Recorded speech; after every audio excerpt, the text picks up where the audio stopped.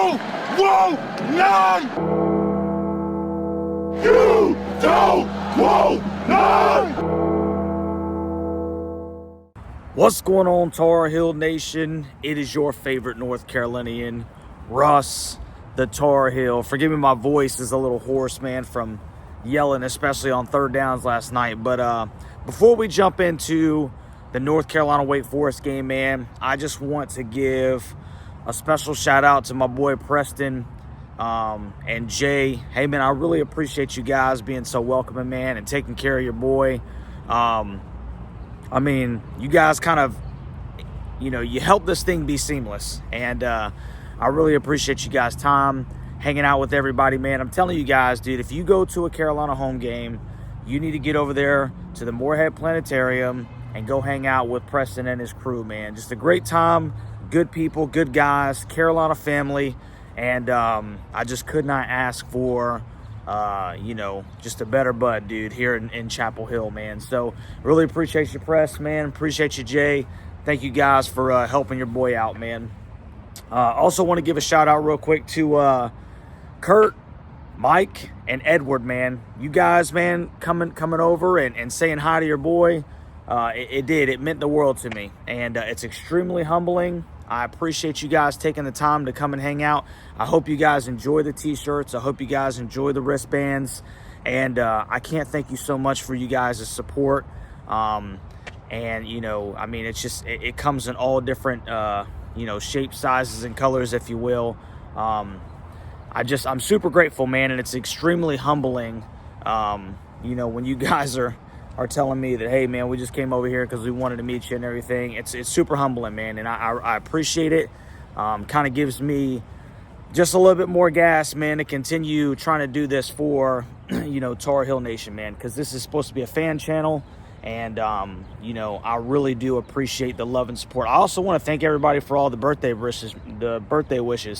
Had a great time, man. Had a great time. Obviously, game on my birthday. Carolina comes out with a W, 31-24. We'll get into that in just one more second, because I also want to give a final shout out to Chapel Hill Sportswear, man, on Franklin Street, dude. Fantastic store, man. Listen, if you're in Chapel Hill, there's a couple of places where you can go, but I'm here to tell you right now, dude, this is like a candy store for, Carolina fans. It really is. And they had Elliot Cadeau and Seth Trimble in there yesterday, signing autographs and things of that nature. So I got Little Russ. We got a basketball. We got a couple of shirts, one for Seth and one for EC. And, it felt good, man. It felt good not only just to be in that store, because it is a candy store for your boy, but just to go up there and help support those guys and what they do. EC has turned into an absolute hooper, and Seth is obviously punching on somebody, seems like every daggone basketball game. So Chapel Hill Sportswear, shout out to Holly, always takes care of me. And I just really appreciate you guys and all that you do, man. Chapel Hill Sportswear on Franklin Street, bro. I'm telling you, you cannot go wrong in that store. If you can think of it, I promise you, they have it in Carolina blue. So, without further ado, man, 31-24, North Carolina wins. That's 3 games in a row. And I'm going to be completely honest with you, man. I thought that this game would be a little bit bigger of a spread. Carolina was, I think, 10.5-point favorites going into the kick.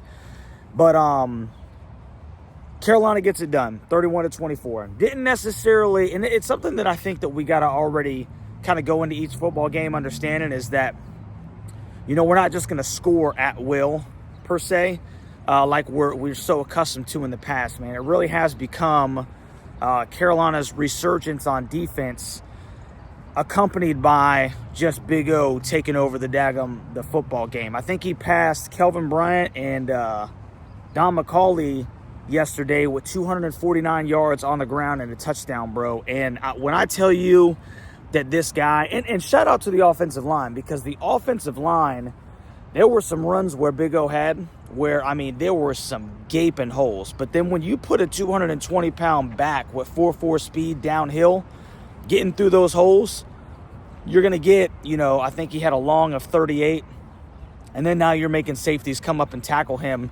And it was a little bit chilly last night, so I'm sure that they enjoyed that. But I think he had 249 yards on 35 touches, at least on the ground.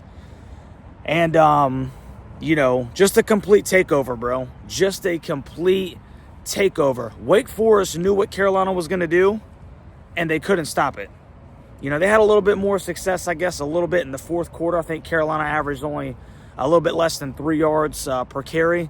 However, they still just took the football and they punched them in the mouth and they just rammed it down their stinking throat, dude.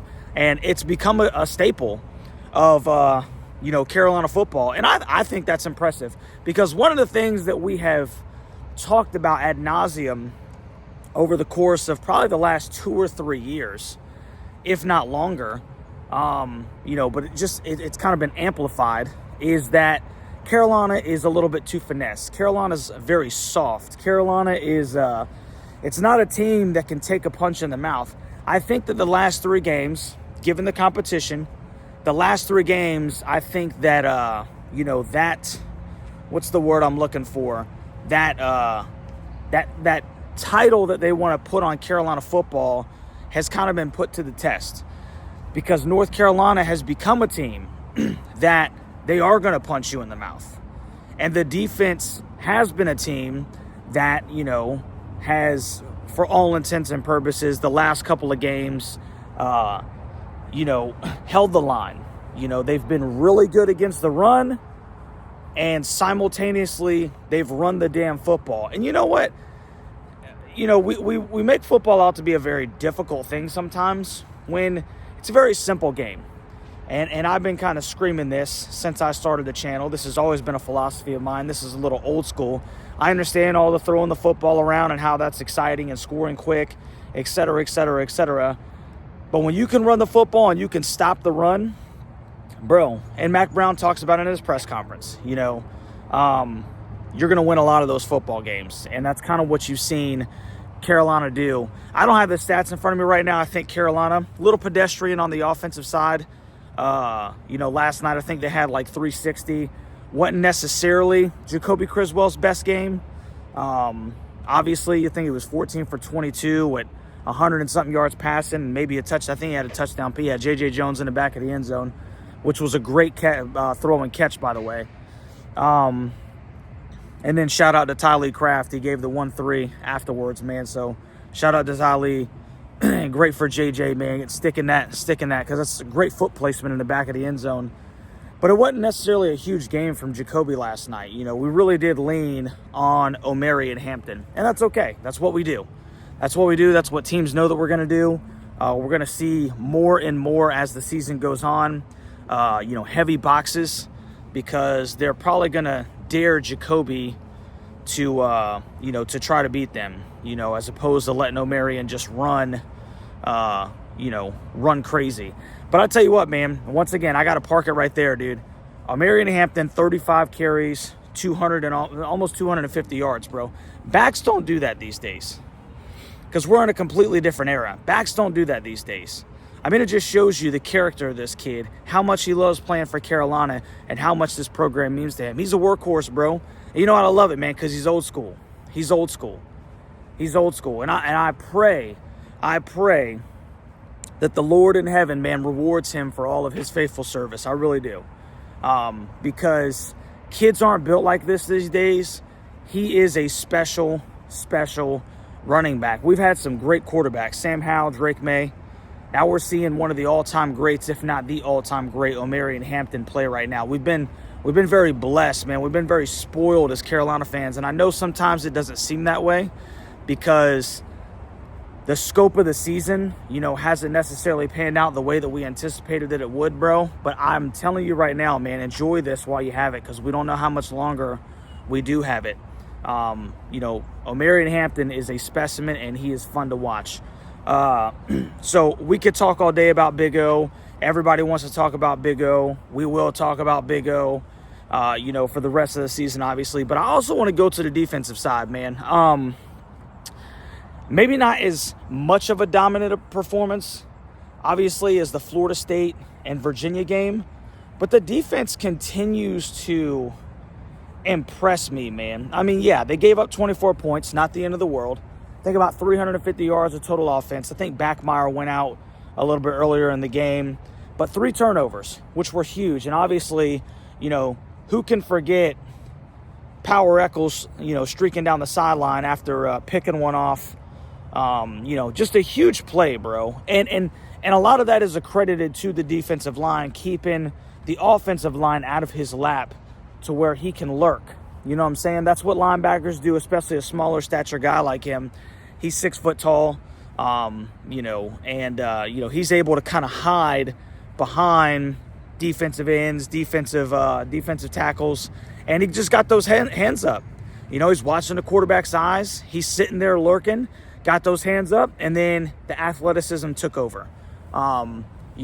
Next thing you know, he's going down the sideline, and it puts Carolina up by 2 touchdowns, man. Huge stinking play. But just Carolina forcing those turnovers in general, it's great to see when you look at how our offense operates, man. Once again, it's just great complimentary football, man. And maybe we didn't get the sack numbers that we were kind of anticipating, especially with that slow mesh that Wake Forest uses. But I think all in all, the defense once again played a really good football game, man. And Carolina's bowl eligible, 6-4. And you know what? I'm excited. And I want to leave y'all with this, okay? I want to leave y'all with this. Oh, one more thing real quick. Travis Shaw, tremendous stinking football game. Travis made some absolutely phenomenal plays last night.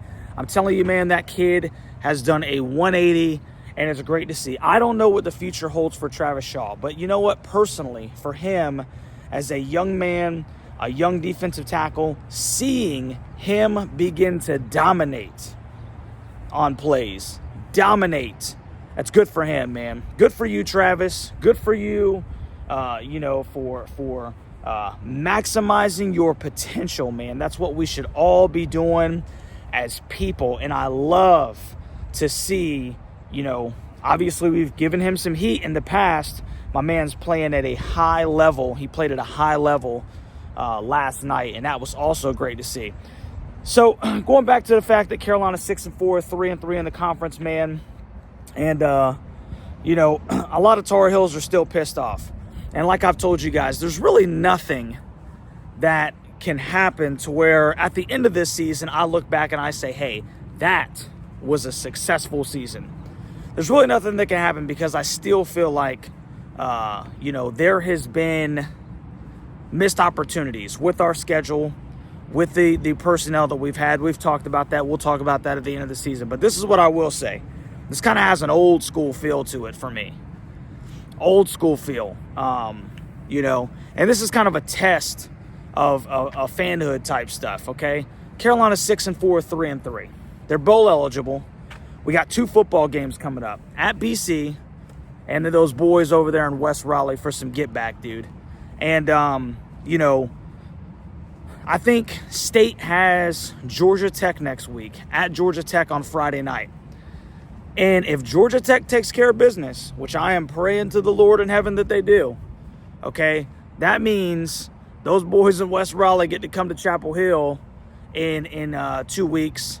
And, we're going to get an extremely good opportunity to not only get some get back, but keep those knuckleheads from going bowling, bro. So, look, when you kind of make this a more local thing right now, okay, because obviously the national perspective doesn't really matter, bring it in.